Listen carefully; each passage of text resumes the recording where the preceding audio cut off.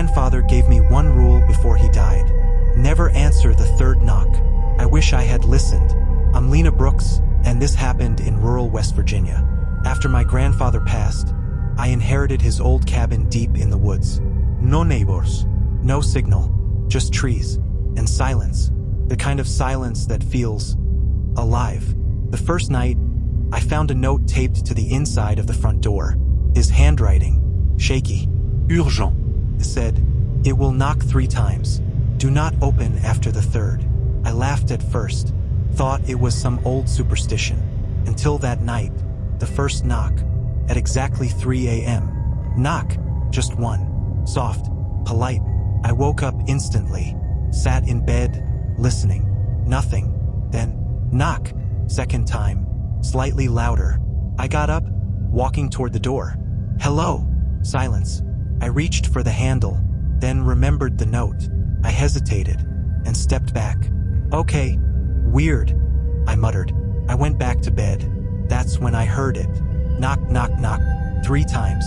Loud, aggressive, demanding. The rule. My grandfather's words echoed in my mind. Never answer the third knock. My heart started racing. Something about those knocks felt wrong. Like they weren't just sound. Like they were watching. Waiting. I decided to check the window instead. Slowly, I pulled back the curtain and saw nothing. Just darkness. Then, a face. Right against the glass. I screamed and stumbled back. The face didn't move. Didn't blink. Just stared. The skin was pale. Eyes hollow. And its mouth, smiling, speaks. You didn't open. His voice came through the walls. Not loud, but everywhere. That's not nice. The thing slowly lifted its hand and knocked on the window. Knock. Knock. Knocked. I panicked. Ran to the door. I'll open it. Just stop, I shouted. The knocking stopped instantly. Silence. I unlocked the door, opened it. Nothing. Again. Empty. But this time, I felt something brush past me. Cold. Like wind. But heavier. I turned around and saw the note again. But it had changed. Now it read, "The third knock isn't outside." My blood ran cold. Behind me. Knock, knock, knock. From inside the cabin. They found the cabin weeks later. Door wide open. No sign of struggle. Just silence. And carved into every wall. She answered. The first knock came at exactly 2:17 a.m. Not loud. Not urgent. Just deliberate. Knock, knock, knock. Ethan froze. At first, he thought it was part of a dream. The kind that fades the moment you try to hold on to it. But then it came again. Knock, knock, knock. His eyes snapped open. Darkness filled the room. The faint glow of his digital clock confirmed it. 2:17 a.m. He held his breath. Who knocks at that hour? He lived alone in a quiet suburban neighborhood in Ashford, Connecticut. No traffic. No nightlife. Just trees, long roads, and silence. Too much silence. Another knock. This time, slower. Knock. Knock. Knock. Ethan sat up in bed, heart thudding. "Hello?" he called out. No answer. Only the sound of wind brushing against the house. He reached for his phone, turning on the flashlight. The beam cut through the darkness, trembling slightly in his grip. Then, a whisper from the front door. "Ethan." His blood ran cold. No one should know he was here. He had just moved in 3 days ago. The house had been cheap, suspiciously cheap. 2 stories, old wood, slightly crooked floors.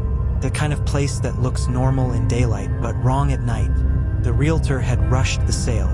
"Previous owner passed away," she said quickly. "No family. House needs minor repairs." Ethan didn't care. He needed something affordable. Now, sitting in the dark, that decision felt like a mistake. "Ethan," the voice came again. Soft, almost wet, like someone speaking through a mouth full of water. He slid off the bed, moving slowly toward the bedroom door. Every step felt too loud. The hallway outside was pitch black. He could see faint light from downstairs, the streetlight bleeding through the curtains. The knocking came again. Knock, knock, knock. But this time, It wasn't coming from the front door. It was coming from inside the house. Ethan's breath caught in his throat. The sound was coming from downstairs, near the kitchen. No, closer. The basement door. He stared down the hallway, trying to convince himself he was imagining it. Then, bang! A loud, heavy knock echoed from below. Ethan flinched. The basement. Someone, or something, was knocking from behind the basement door. "Let me out." The whisper crawled up the stairs. Ethan's legs nearly gave out. "No," he muttered. "No, no, no." He hadn't even opened the basement since moving in. The door had been locked. The realtor said it was just storage. Hands shaking, Ethan pulled out his phone and opened the security app. He had installed a small camera facing the basement door just yesterday. More out of habit than fear. The feed loaded. First, nothing looked wrong. Just the door. Still, closed. Then the knocking started again. Knock, knock, knock. On the camera, the door moved. Not opening. Not shaking. But bending inward. As if something on the other side was pressing against it. Hard. Too hard. Ethan watched, frozen, as the wood warped slightly with each knock. Then, the camera glitched. Static filled the screen. And for one frame, just one, he saw it. A face, pressed against the inside of the basement door. Skin stretched, eyes too wide, smiling. The app crashed. Ethan stared at his phone, breathing heavily. "Nope," he whispered. "I'm leaving." He grabbed his jacket, keys, and headed toward the stairs. The house felt different now. Heavier, like the air itself was watching him. He stepped down slowly, each stair creaking under his weight. The living room came into view. Empty, silent. The front door stood just a few feet away. Freedom. Then, knock, knock, knock, right behind him. From the basement door, louder than before, violent. Ethan turned slowly. The basement door handle was moving, twisting, jerking, as if someone was trying to open it from the inside. "Ethan, please." The voice was clearer now, and wrong. It sounded like him. "You left me down here." Ethan's chest tightened. "What? You forgot." The memories hit him like a truck. A dream. Knock, knock, knock. Coming from somewhere deep below. From under the house. From the basement. No. From beneath that. "Let me out." A voice. His voice. Screaming. Crying. Begging. The real Ethan. Still trapped. Still knocking. The ending. The two copies looked at each other and smiled. Then the one behind Ethan pushed him forward. Hard. He fell. Not onto the porch, but into darkness. Cold. Endless. He hit the ground with a sickening thud. The air was thick with rot and silence. Then, knock, knock, knock. Ethan looked up. Above him, a wooden door, and faint light leaking through the cracks. He ran to it, pounding his fists. "Help me, please. I'm down here." His voice echoed uselessly. Above him, footsteps walked away, and then, nothing, except the sound that would repeat forever. Knock, knock, knock. If you ever hear a knock at your door at 2:17 a.m., don't open it, because it might already be too late. The knocking started before I even moved in. That's the part one still can't explain. I'm Daniel Harper, and this happened in a small town outside Boise, Idaho. I had just bought a cheap house. Too cheap, honestly. But I didn't ask questions. I needed a fresh start. The first night I stayed there, I didn't even unpack. Just a mattress, a blanket, and silence. At exactly 2:43 a.m. Knock, knock, knock. My eyes opened instantly. It wasn't loud. It wasn't aggressive. It was careful. Like whoever or whatever was outside didn't want to wake the neighbors. Only me. I checked my phone. No notifications. No missed calls. Just that knocking again. Knock, knock, knock. I sat up slowly. "Who is it?" I called. No answer. I walked toward the front door, my footsteps echoing in the empty house. And that's when I noticed something strange. The peephole was covered from the outside, like someone had placed their finger over it. I froze. Then, "Daniel." My stomach dropped. No one here knew my name. I hadn't even met my neighbors yet. The voice outside. Daniel, open the door. The voice sounded like a woman. Soft. Familiar. Too familiar. I leaned closer to the door. Who are you? I asked. Pause. The knocking started before I even moved in. That's the part one still can't explain. I'm Daniel Harper, and this happened in a small town outside Boise, Idaho. I had just bought a cheap house. Too cheap, honestly.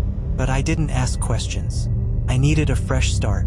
The first night I stayed there, I didn't even unpack. Just a mattress, a blanket, and silence. At exactly 2:43 a.m. Knock, knock, knock. My eyes opened instantly. It wasn't loud. It wasn't aggressive. It was careful. Like whoever or whatever was outside didn't want to wake the neighbors. Only me. I checked my phone. No notifications. No missed calls. Just that knocking again. Knock, knock, knock. I sat up slowly. Who is it? I called. No answer. I walked toward the front door, my footsteps echoing in the empty house. And that's when I noticed something strange. The peephole was covered from the outside, like someone had placed their finger over it. I froze. Then, Daniel. My stomach dropped. No one here knew my name. I hadn't even met my neighbors yet. The voice outside. Daniel, open the door. The voice sounded like a woman. Soft. Familiar. Too familiar. I leaned closer to the door. Who are you? I asked. Pause. Then, it's me. I felt my chest tighten. Because somehow, I knew that voice. It sounded exactly like my sister, Emily. But that was impossible. Emily had died 2 years ago. Car accident. Closed casket. No good vie. I stepped back from the door, shaking my head. No, that's not funny. Knock, knock, knock. Louder this time. Daniel, I'm cold. Tears filled my eyes. My brain was fighting itself. Sounded like her. Exactly like her. The way she said my name. The way her voice cracked slightly at the end. Please. My hand reached for the doorknob. I don't know why. I knew it wasn't real. But grief does something to you. It makes you stupid. The first mistake. The moment my fingers touched the lock, my phone buzzed. I jumped. A message. Unknown number. I opened it, and my blood turned to ice. Do not open the door. Another message came instantly. It's not her. I stared at the screen. What? Then the third message. Look behind you. Slowly, I turned around and saw a photo on the wall. I hadn't noticed it before. It was old, faded, a family picture, a man, a woman, and 2 kids. But the faces were scratched out, all except one, the girl. Her face was untouched, smiling, and underneath the frame carved into the wood. She knocks like the ones you love. The thing at the door. The knocking turned violent. Bang, bang, bang. Daniel. The voice was no longer soft. It was desperate, angry. Let me in. The door shook under the force. I stumbled back. That's not Emily, I whispered. And then, silence. Complete silence. For a full minute. Then, a whisper. Right behind the door. You were supposed to open it. The second knock. Inside. I didn't move. Didn't breathe. Then I heard it. Knock, knock, knock. From behind me. Not the door. Inside the house. From the hallway. My entire body went numb. Slowly, I turned. The hallway was dark. But at the end of it, a door. Closed. I was sure I had left it open. Then, knock, knock, knock. From inside that room. Daniel. Same voice. Emily's voice. Inside the house now. Too late to escape. I ran for the front door. Unlocked it. Swung it open. No one there. Empty porch. Cold night air. But something felt wrong. Very wrong. Because as I stood there, I realized something. If the thing was no longer outside, then how did it get in? The final truth. The answer came from behind me. You let me in. I turned slowly, and there she stood. Emily. Or something that looked like her. Her smile was wrong. Too wide. Too still. Her eyes were empty. You opened the door in your mind, she said softly. That's all I need. Ending. The next morning, the neighbors called the police. They said they heard knocking all night from inside the house. When the police arrived, the front door was locked, windows sealed, no sign of forced entry. They found me in the hallway, curled up, eyes open, frozen in fear, and carved into the floor beside me. 3 words: I'm inside now.